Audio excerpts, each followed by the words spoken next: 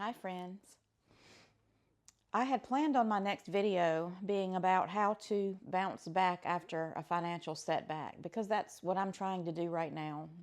I had a huge financial setback over the last 3 months to the tune of $71,000.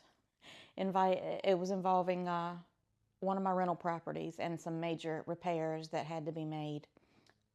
But instead, I woke up this morning with all these thoughts swirling in my head, and I grabbed a pen and a notebook out of my bedside table and wrote a few things down because I knew that I was going to probably go back to sleep and I might forget what I was thinking about. So I decided instead to talk a little bit about self-love and bouncing back from a lifetime of trauma. To start with, I just want to remind you that in 100, 110, 20, 30 years from now, we're not going to be here. Our children won't be here. Maybe our grandchildren won't be here. 150 years from now, for sure, nobody on this earth, if this earth is still here, will remember who we are. So keep that in perspective, because a lot of the things that we worry about, and I'm talking to myself, and I almost want to get a little teary about it, but over the last 55 and a half years, I've been a worrywart, and most of the things we worry about don't really matter. We're going to all die at the end of this lifetime. We're going to all be dead in a few decades. So I mentioned just a very little bit on this subject. I've talked about it before, and most of us have trauma from our past. It might be from childhood, it might be from teenage years, early adulthood.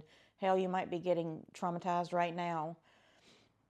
But if you don't have a way of coping with that, and you don't dig it out, unpack it, and deal with it, it's going to crop up somewhere else in your life. For me, in my late 20s, it cropped up in the form of addictions. You know, I went through a really hard period of my life, and then I got through it, and I began to get better, and I began to elevate my life after that. However, you know, I still have some tendencies, and mostly it's sugar for me. I've talked about this in my recent health videos. I've been more aware of how I numb myself, or had been numbing myself with sugar in the evenings. Everybody feels like they have a sweet tooth at night, and yes, part of that is physiological, but also for me, being alone at night and having nothing but my thoughts to keep me company, you know, that rumination, or that looking backwards instead of looking forwards, that I should have, could have, would have kind of thing. Sugar was my way of comforting myself, even up until recently. And I've known this for a long time, but I really have begun to internalize the idea that self-love is the way to recovery. Self-love is the way to heal from all those traumas and all of those dysfunctional coping mechanisms that you developed to deal with those.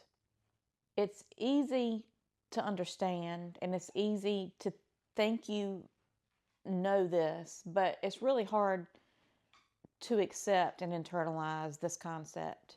And it's hard to practice it day to day to day and make it a part of your life.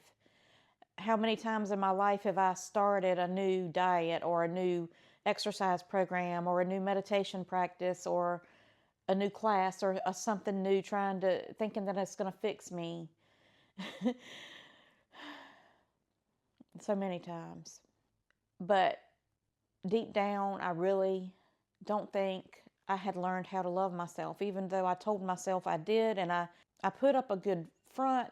It looked like I was practicing what I preached, and I even believed that I was.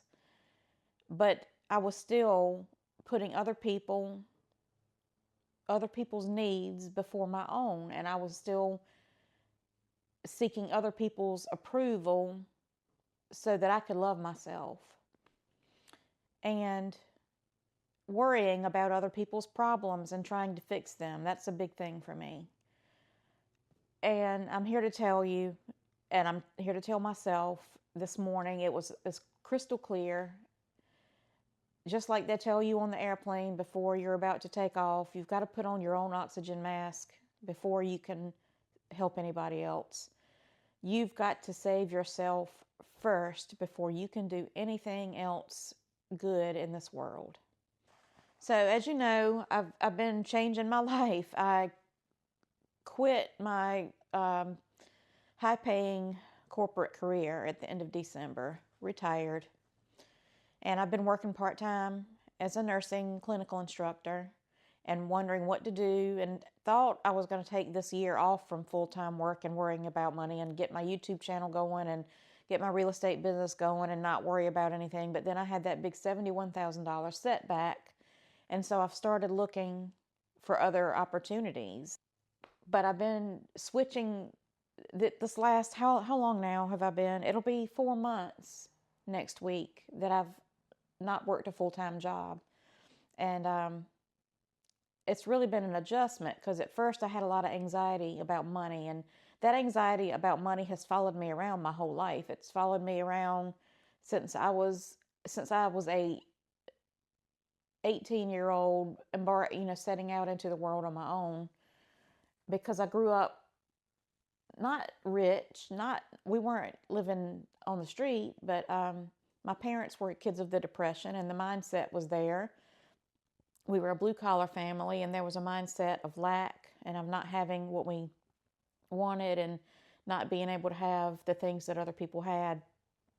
And so my whole life, I was striving to make money. First, it was I just want to make a good living and pay my bills and take care of my family and take care of my kids. And then it became, well, I'm really smart. Let me go get some more degrees and make more money. And then I ended up in a job that was paying me really well for a nurse, but it was just killing me. And now that I've stepped away from it, I can really see how bad it was for me, for my mental health. So I'm changing direction. I'm changing my focus on giving back, doing something that's going to give back to the world, even if it pays less than what I was used to. So all this to say, I've been on this little health journey for a little over a month now, and it's not about losing weight. I told you I had some health issues. I'll link a video right up here so you can go back and see what I'm talking about if you want to. But I've realized this morning that I haven't had to take any of my nighttime medication for GERD, for reflux. Like, I was waking up every night with reflux and eating Tums, and then I got on this medication, omeprazole, that a lot of people take for reflux, and I quit taking it like 3 weeks ago, and I don't have any problems anymore, and I've been sleeping so much better, and I'm not waking up in the middle of the night with anxiety. My outlook for the future is bright. I feel happy. I feel optimistic, and I don't feel like I am drowning in everybody else's distress. I'm not taking all that on anymore. I know there's a lot going on in the world, and there's a lot going on in this country, and while I kind of know about it, I don't read the news and I don't watch the news. And you might say that that's putting my head in the sand, but for me, that's self-preservation. And if you are struggling with anxiety and just feeling a sense of doom over what's happening, I'm going to advise you to step away from all that and focus on you. Because in the grand scheme of things, 100 years from now, it's not going to matter. Also, I've got more energy. I've got less pain. I had been dealing with some chronic hip and foot pain. And yesterday I had not had a walk in several weeks because of my foot hurting so badly. And like yesterday, I was able to go out, take my dog and walk 2 miles in the beautiful weather with no pain. and I'm just able to focus better. I sat down on Sunday and spent 6 hours focused work on a presentation for a job interview that I gave on Monday and nailed it, and I believe I'm going to get a job offer today. I'll tell you about that later. And I know I'm rambling a little bit, but I want to remember this because the last thing I wrote down was that if I've been taking care of myself and I'm feeling all these benefits from it already, and I know that it's going to help my health because I'm seeing that in the decrease in brain fog and reflux and chronic, and joint pain.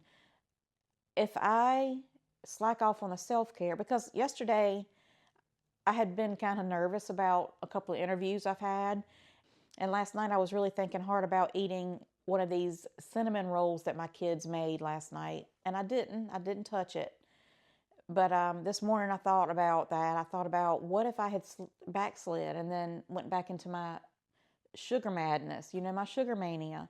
And I realized that the self-care is going to keep me afloat as I jump back into the workforce and go back into being busy. I'm taking this time right now that I'm not busy, and I'm really going to enjoy it because I'm going to get busy again. And as long as I'm taking care of myself, that's going to keep me going. If I slide on the self-care, I'm going to slide back into self-loathing, self-depreciating in my head, telling myself that I can't be successful at anything because I can't be successful at not eating crap. If I slide back into that self-defeating cycle that I get in, I'm going to end up, no matter what I do with work, I'm going to end up unhappy again, and I'm going to end up feeling like crap again.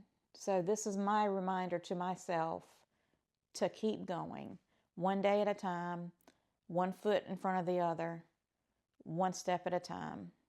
So for today, just for today, I'm not going to eat any sugar or refined carbs, and I'm going to go out and take a walk.